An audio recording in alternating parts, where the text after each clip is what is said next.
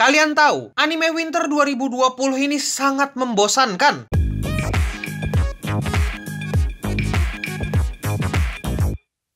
Halo Gamers, para Wibu Denial, selamat datang lagi bersama gue, host yang paling kalian cintai, Admin Yami, dan selamat datang di acara Wibu Lokal. Acara yang akan membahas anime, manga, dan jejepangan lainnya. Jadi, hari ini kita akan membahas tentang kekecewaanku untuk anime Winter di 2020. Aku nggak tahu keresahanku ini akan sama dengan kalian apa enggak, tapi aku berharap ada yang sama juga. Karena menurutku untuk musim ini sebagian besar animenya aneh banget, ngaco banget, kodian banget, gitu-gitu banget. Banyak banget anime yang nggak jadi apa-apa di hatiku untuk di musim ini. Ada yang bermasalah karena animasinya tiba-tiba hancur banget kayak Nanatsu no Taizai. Ada anime yang arc awalnya ngebosenin kayak Darwin Game dan ID Invade. Atau anime yang kebanyakan ecchi dengan voice actor yang annoying kayak Plunderer. Aku nggak bilang anime ini jelek, tapi jika dibandingkan selama Winter, untuk musim Winter, ini musim termalesin. Apalagi kalau dibandingkan sama Winter 2019.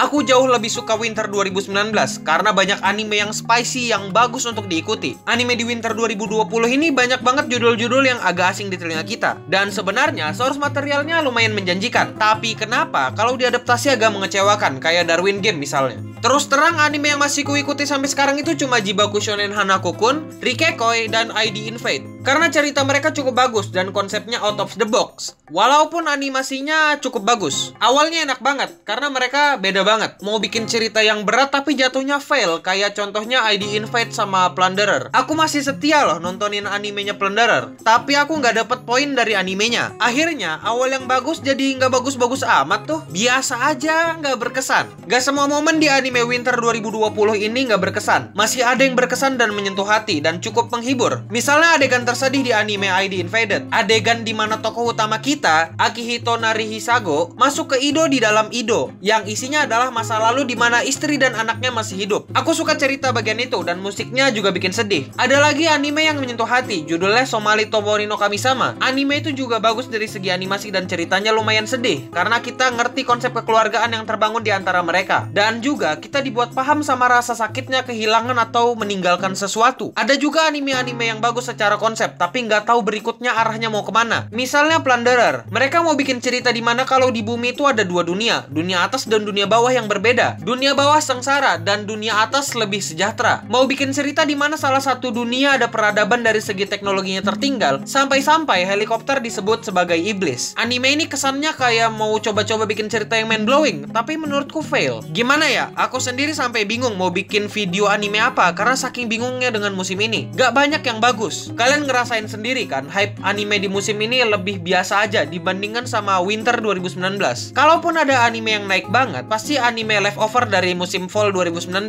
kayak Fate Grand Order atau Boku no Hero Academia. Ada sih anime yang naik lagi tapi bukan lanjutan dari musim sebelumnya. Animenya Haikyuu. Aku gak suka anime sport, jadi anime itu bakal dibahas sama Admin Asura. Ada juga anime komedi ringan yang menurutku lucu kalau diikutin. Misalnya kayak Bofuri. Kita tahu kan, Loli yang bener-bener baru pertama kali main game dan langsung jadi OP, entah jadi mecha, jadi malaikat. Dengar-dengar sebentar lagi dia jadi alien. Anime ringan yang adorable tapi menarik dengan action kayak gini asik sih buat diikutin. Anime dengan komedi ringan lainnya misalnya Murenase Seton Gakuen. Anime di mana ada manusia yang sekolah di kebun binatang. Semua sekolah di sana itu hewan-hewan dengan raga manusia. Lucu aja sih ngeliatin manusia yang gak suka hewan dan terpaksa sekolah di sekolahan yang isinya banyak hewan. Yang bikin animenya lucu itu tingkah karakter utamanya. Dan Kukang yang makan banyak mati, gerak banyak mati, mandi kepanasan mati. Ini Kukang hidup enggan mati tak mau lah intinya. Yang bikin musim ini cukup mengecewakan adalah beberapa anime yang diundur episodenya akibat suatu tragedi. Aku ngerti sih namanya tragedi atau wabah gak bisa dihindari, kayak anime Toaru Railgun. Salah satu tragedi yang sempat rame di dunia peranimean adalah naiknya anime Isuzoku Reviewers ke peringkat 2 di My Anime List dan diberhentikan animenya untuk tayang di beberapa TV lokal Jepang dan di Funimation.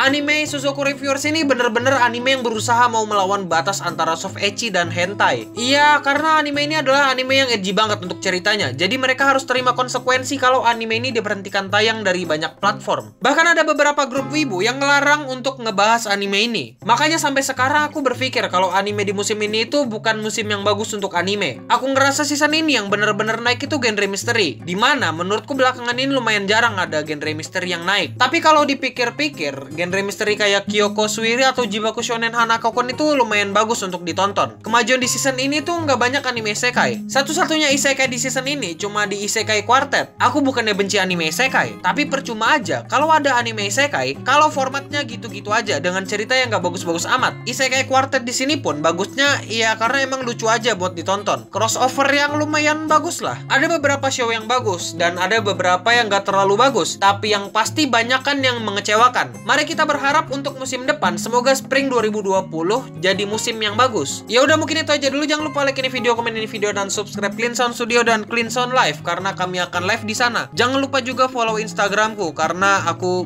butuh makan. Ya mungkin itu aja dulu. Kalian jangan lupa komentar di bawah anime apa yang terjelek untuk musim ini. Ya, stay clean and sound.